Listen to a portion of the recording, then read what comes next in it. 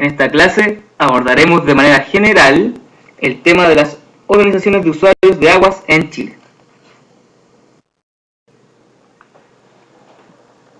Al hablar de las organizaciones de usuarios, se debe tener en cuenta que éstas funcionan en un territorio, en una porción geográfica definida, que es la cuenca, y es en este lugar, con todas sus particularidades sociales, culturales, de infraestructura, desarrollo económico y características ecológicas, donde se insertan las organizaciones de usuarios y donde deben desarrollar su labor.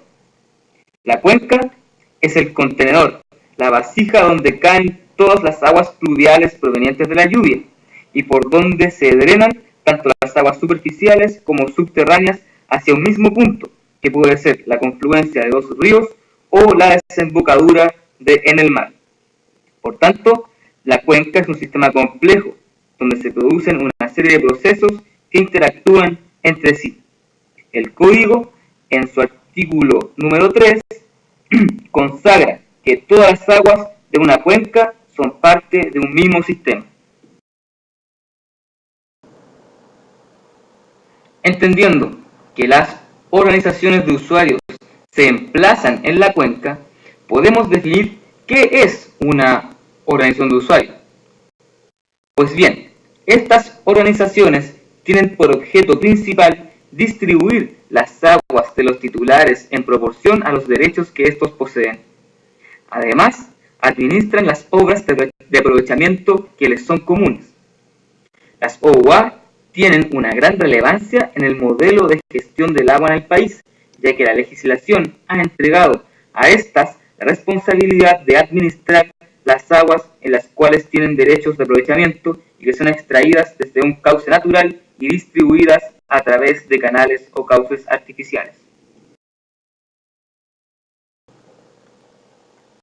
Como ya se mencionó, una organización de usuarios se forma por dos o más personas que tienen derechos de aprovechamiento de aguas y que extraen estas a través de una obra de aprovechamiento común desde un mismo punto. Un aspecto interesante de la legislación es que, al utilizar la palabra podrán organizarse, deja esta decisión como una opción facultativa, por lo cual existen muchas organizaciones que funcionan, pero que no se encuentran legalmente reglamentadas, las que se conocen como organizaciones de hecho. En esta lámina podemos observar cuáles son los objetivos principales que toda organización debe realizar. Como ya se mencionó, la distribución del agua en proporción a los derechos existentes es fundamental, así como también la mantención y mejora de las obras de captación y conducción. Sumado a lo anterior, un aspecto clave es la medición y control de las aguas que entran a los sistemas de conducción y las utilizadas por los usuarios, de manera tal de conocer el comportamiento del recurso y ajustar la distribución a la cantidad de agua real existente. Por otro lado, la legislación establece que, en el hecho de existir una organización de usuarios, es esta la primera instancia para resolver los conflictos entre usuarios, teniendo el carácter de árbitro arbitrador, o sea, que falla de acuerdo al análisis del caso, en los términos que el directorio estime adecuados o justos, sin un proceso reglado, sino que solo con respecto a las normas que se acuerdan al interior de la organización. La legislación reconoce ciertos tipos de organizaciones de usuarios, normando el proceder de cada una de ellas, ya sea de manera específica, según sus particularidades de cada una o de manera general, en aquellos ámbitos donde es posible. Desde la perspectiva didáctica, definiremos los tipos de organizaciones de forma jerarquizada. Así, el nivel mayor o macro lo tiene la Junta de Vigilancia, cuya labor se centra en el cauce natural, esto es, administra las aguas que corren por ríos y esteros, distribuyéndolas entre sus usuarios, las cuales pueden captar las aguas de manera individual, directamente del río o de forma conjunta, a través de obras hidráulicas de regimiento común. Lo esencial es recordar que las juntas de vigilancia tienen su jurisdicción o área de responsabilidad en los cauces naturales.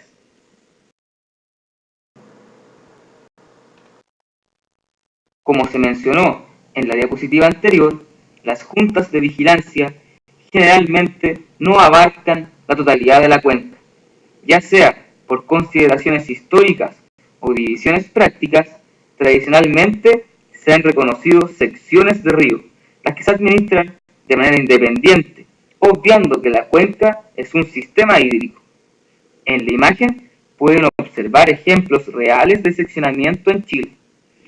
Ya que el seccionamiento se encuentra muy arraigado en la zona norte y centro, la zona con menor desarrollo agrícola como el sur representa una oportunidad para contar con una visión completa de la cuenca y superar esta práctica poco adecuada a nivel de gestión. Siguiendo con el tema anterior, esta diapositiva muestra los cauces principales que componen la red hidrográfica de la cuenca del río Limarí. Esta distribución es típica de las cuencas de Chile y representa un sistema hídrico completo y a su vez complejo, ya que integra embalses y un fuerte uso de aguas subterráneas. No obstante lo anterior, los ríos que componen este sistema son administrados de manera independiente por diferentes juntas de vigilancia y asociaciones de canalistas que administran los embalses, las que se representan con diferentes colores en el sistema hídrico. Lo ideal en este caso sería por lo menos una coordinación entre las organizaciones de usuarios, pero esto no siempre sucede, ya que se imponen intereses particulares de cada sección por sobre el bien general. El siguiente nivel jerárquico, luego de las juntas de vigilancia, le corresponde a las asociaciones de canalistas. Estas corresponden a obras de aprovechamiento común que extraen las aguas desde el río y las conducen a través de canales matrices a usuarios individuales o comunidades de aguas. Las asociaciones de canalistas son las organizaciones más antiguas del país, encontrándose reglamentadas desde 1908. Luego, las comunidades de aguas son aquellas que distribuyen las aguas entre canales pequeños o ramales y representan teóricamente la unidad básica de distribución, siendo estas las que cuentan con el mayor número de comuneros y cantidad de entregas a los predios particulares.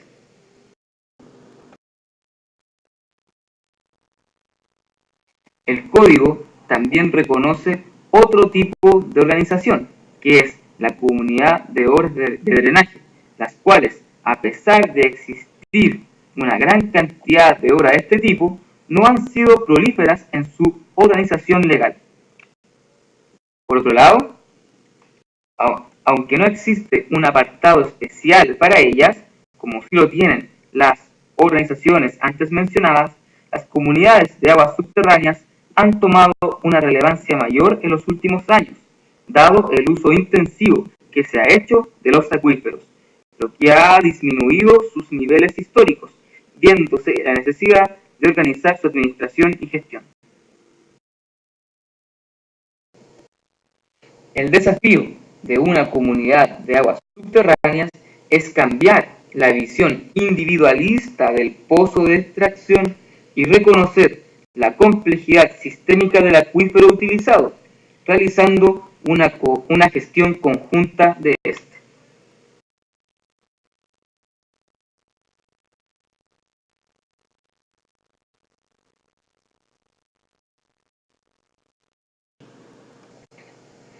El ideal de una comunidad de aguas subterráneas es contar con información de todos los puntos de extracción desde el acuífero, niveles del acuífero, cantidad y calidad del agua que se extrae, para conocer de manera certera el comportamiento del acuífero que permita tomar decisiones y finalmente gestionar adecuadamente las aguas. La legislación en materia de aguas no exige, pero sí establece que las organizaciones de usuarios se entienden organizadas por su registro en la Dirección General de Aguas. Este registro contempla una serie de etapas y consideraciones que se explican a continuación.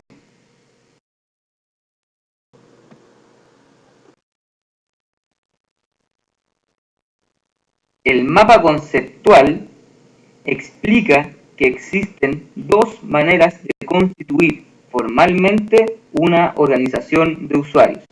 Esto es, una vía voluntaria o extrajudicial ante un notario público y una vía judicial ante los tribunales de justicia. El Código de Aguas establece que las asociaciones de canalistas solo pueden organizarse de manera voluntaria, mientras que las comunidades de aguas y las juntas de vigilancia pueden hacerlo por cualquiera de las dos vías. De manera voluntaria, si todos los usuarios acuden ante el notario, o de manera judicial, si no es posible reunir a todos los titulares de derechos y acordar las materias de la organización. Independiente de la vía utilizada, el primer paso consiste en reglamentar la existencia de la organización. Para esto, como resultado del proceso de constitución, debe obtenerse una propuesta de estatutos que regirán la organización, los cuales deben ser acordes al Código de Aguas, un listado o registro de comuneros, que son los usuarios, y obras sometidas a la jurisdicción de la organización, además de un directorio provisorio. De esta manera, se deben presentar los documentos mencionados ante la Dirección Regional de Aguas, solicitando el registro de la organización. Luego, la Dirección Regional de Aguas realiza un informe técnico y envía los antecedentes al nivel central de la DGA, donde el archivero de división legal analiza el caso y aprueba u observa la tramitación. Si el archivero aprueba el proceso, el director general de aguas dictará una resolución donde ordena el registro de la organización, momento en el cual se obtiene la personalidad jurídica. Luego de lo anterior, se entiende legalmente organizada la comunidad.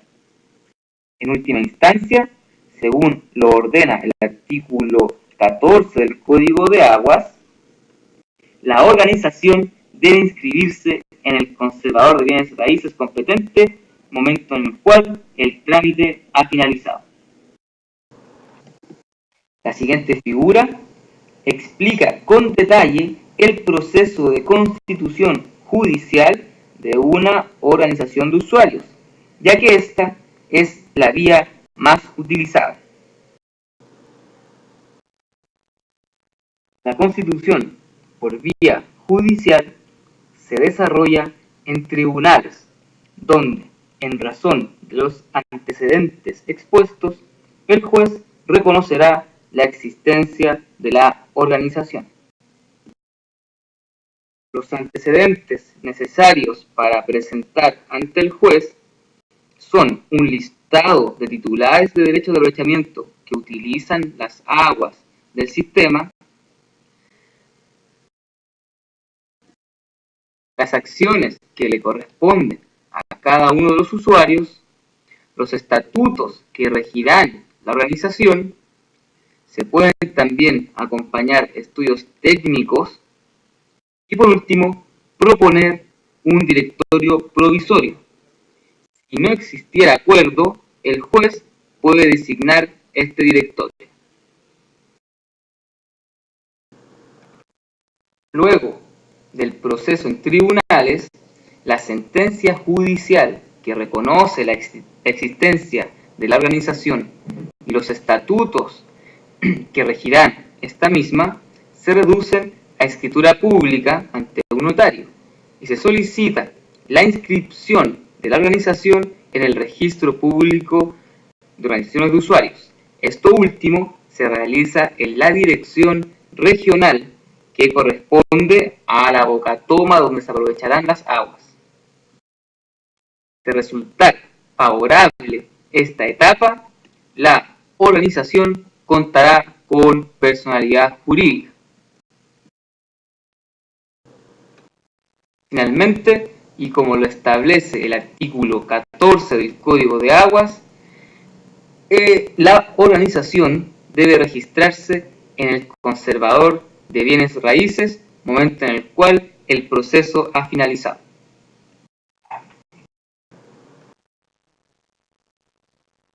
En conclusión, las organizaciones de usuarios enfrentan diferentes realidades en función del territorio donde desarrollan sus funciones.